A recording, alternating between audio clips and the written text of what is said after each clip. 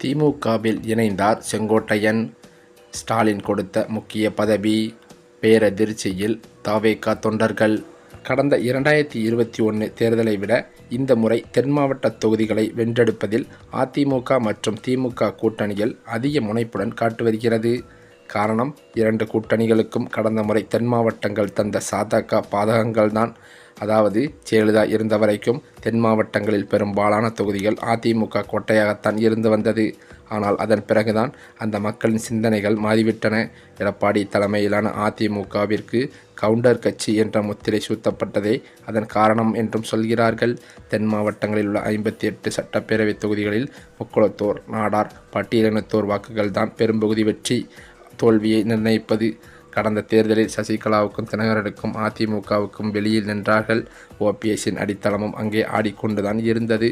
இதனாலே தான் பழனிசாமிக்கு பாடம் புகட்டுவோம் என புறப்பட்ட தினகரன் தென் மாவட்டங்களில் எஸ்டிபிஐ கட்சியுடன் கூட்டணி ஏற்படுத்தி கொண்டு அதிமுக கூட்டணியின் வெற்றிக்கு பங்கம் உண்டாக்கினார்.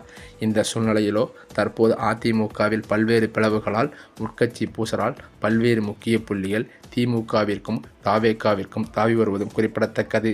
அந்த வரிசையில்தான் தவேகாவிற்கு தாவியவர்தான் நமது செங்கோட்டையன் அவர்கள். இந்த சூழ்நிலையிலோ தமிழ்நாட்டின் தேர்தல் வரலாற்றிலேயே இதுவரை இல்லாத அளவிற்கு வருகின்ற 2026 சட்டமன்ற தேர்தலில் பெரும் பரபரப்பு நிலவி வருகிறது. அது மட்டுமில்லாமல் அந்த தேர்தல் களமானது அனல் பறக்கத் தொடங்கியுள்ளது என்றே சொல்லலாம். பல ஆண்டுகளாக திமுக மற்றும் அதிமுக ஆகிய இரு துருவங்களுக்கு இடையே மட்டுமே நடந்து வந்த இந்த போட்டியானது கடந்த சில வருடங்களாக தேமுதிக, நாதக என்று அவ்வப்போது மும்முனை போட்டியாக இருந்தது. ஆனால் தற்போதோ தமிழக வெற்றி கழகம் மற்றும் நாம் தமிழர் கட்சி ஆகியவற்றின் வலுவான தேர்தல் பணிகளால் களம் 4 முனை போட்டியாகவே மாறியிருக்கிறது. 4 முனை போட்டி காரணமாக இந்த தேர்தலில் வாக்களிக்கும் முறையில் நகர்ப்புறங்களுக்கும் கிராமப்புறங்களுக்கும் இடையே மிக தெளிவான ஒரு பிளவு ஏற்படும் என்று அரசியல் நோக்கர்கள் கணித்து வருகின்றனர்.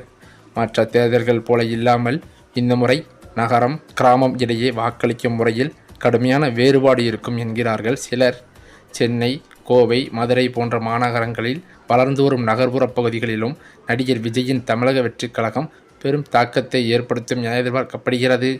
குறிப்பாக முதல் முறை வாக்காளர்கள் மற்றும் மாற்றத்தை விரும்பும் இளைஞர்களின் வாக்குகளை தவேகா அதிகளவில் இருக்கும் என்றும் சொல்கிறார்கள். அதே சமயம் கிராமப்புறங்களில் புதிய கட்சிகளின் அலை வீசினாலும் தமிழகத்தின் நகர்ப்புற கோட்டைகளில் திராவிட கட்சிகளின் ஆதிக்கம் இன்னமும் குறையவில்லை.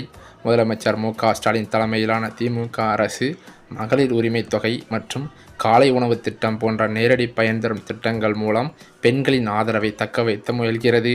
இதனால் சென்னை, திருச்சி, தூத்துக்குடி உள்ளிட்ட நகர்ப்புறங்களில் திமுக வலுவாக இருக்கும் என்றே சொல்லலாம். அதேபோல எடப்பாடி பழனிசாமி தலைமையிலான அதிமுக தனது பலமான அடிமட்ட கிளை கட்டமைப்பு மற்றும் விவசாயம் சார்ந்த வாக்குறுதிகள் மூலம் கிராமப்புறங்களில் தனது செல்வாக்கை மீண்டும் நிலைநாட்ட போராடி வருகிறது.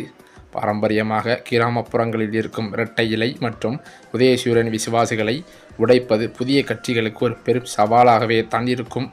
4 முனை போட்டி நிலவுவதால் வெற்றி பெறுவதற்கான வாக்கு சதவீதம் முந்தைய தேர்தல்களை விட குறையவே வாய்ப்பிருக்கிறது. மேலும் அது மட்டுமில்லாமல் தமிழக சட்டசபை தேர்தல் நெருங்கி வரும் நிலையில் தமிழக வெற்றிக் கழகம் அரசியல் நகர்வுகள் பெரும் பரபரப்பை ஏற்படுத்தியிருக்கிறது. காங்கிரஸ் கட்சியுடன் தவேகா கூட்டணி அமைக்கக்கூடாது என பாஜக தரப்பில் இருந்து நேரடியாக உத்தரவு பிறப்பிக்கப்பட்டதாக தகவல்களும் வெளியாகி வருகிறது. இதன் தொடர்ச்சியாக தவேகா தனித்து போட்டியிடும் முடிவுக்கு வந்துள்ளதாக அரசியல் வட்டாரத்திலும் பேசப்பட்டு வருகிறது. தமிழகத்தில் 16வது சட்டசபையின் பதவிக்காலம் முடிவடைய உள்ள நிலையில் ஏப்ரல் மாதத்தில் 17வது சட்டசபைக்கான தேர்தல் நடைபெற இருக்கிறது.